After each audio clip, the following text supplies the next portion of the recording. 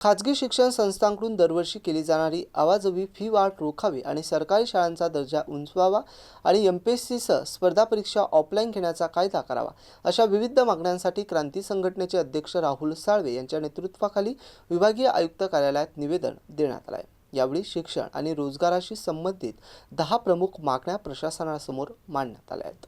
क्रांती संघटनेच्या वतीने विभागीय आयुक्त कार्यालयात देण्यात आलेल्या निवेदनात खासगी विनाअनुदानित शाळांच्या अमर्याद फीवाढीवर नियंत्रण आणण्यासाठी समिती स्थापन करून दरवर्षी फीवाढीची कमाल मर्यादा निश्चित करण्याची मागणी करण्यात आली। तसेच खासगी शाळांमधील शिक्षकांसाठी डीएड, बीएड आणि टीईटी पात्रता अनिवार्य करावी।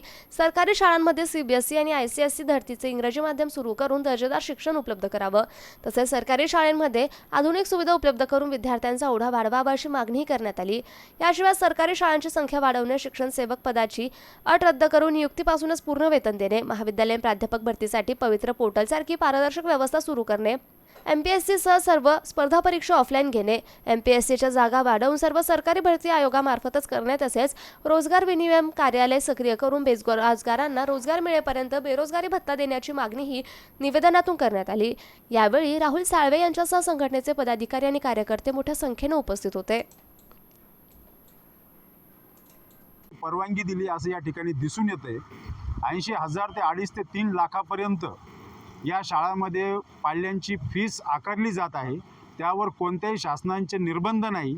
शासन या ठिकाणी त्यांना खुली सूट देते। या ठिकाणी रोजगाराचा प्रश्न उपस्थित आहे। रोजगार या ठिकाणी नसल्यामुळं ज्या ठिकाणी या पाल्यांचे पालक 12-12, 15-15 हजार महिन्यावरती पगारीवरती काम करतात, ते 2-2 लाख फीस भरू शकतील काय, असा प्रश्न या ठिकाणी आहे। म्हणजेच या सरकारचे या ठिकाणी असे मनसुबे आहेत की अशिक्षितपणा या देशामधला वाढला पाहिजे, धार्मिकीकरण, जातीयकरणाकडे आम्हाला हा अशिक्षित मुलगा नेता आला पाहिजे, या ठिकाणी अराजकता तयार होऊन या देशाचे तुकडे झाले पाहिजे।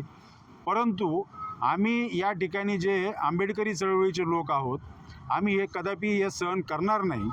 ज्या पद्धतीने यांनी जो बुद्धिजीवी वर्ग आहे तो प्राध्यापक भरतीपासून सुद्धा वंचित ठेवला आहे। जे मुलं 10-10 वर्ष स्वतःला प्राध्यापक म्हणून त्या ठिकाणी सिलेक्ट करून घेण्यासाठी अभ्यास करत असतात, त्या लोकांना सुद्धा कोणत्याही पद्धतीची आडकाठी न ठेवता, त्यांना कोणत्याही पद्धतीचं पोर्टल न ठेवता, मर्जीतल्या लोकांना, संस्था चालकांना अशी काय परवानगी दिली आहे की मर्जीतल्या लोकांना या ठिकाणी नोकरी द्यायची, या ठिकाणी फार मोठ्या पद्धतीने पैशाचा व्यवहार करायचा।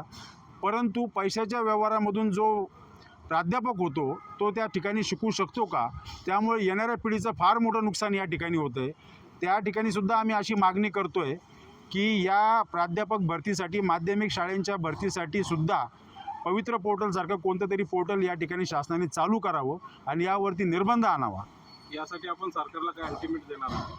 आम्ही संघटनेच्या वतीने या ठिकाणी अल्टिमेटम तर देतच आहोत, परंतु हे आंदोलन जे चालू होईल, जोपर्यंत सरकार हे विषय मागं घेत नाही, सरकार यामध्ये सुरळीतपणा आणत नाही, तोपर्यंत हे आंदोलन आमचे अविरत चालूच राहतील।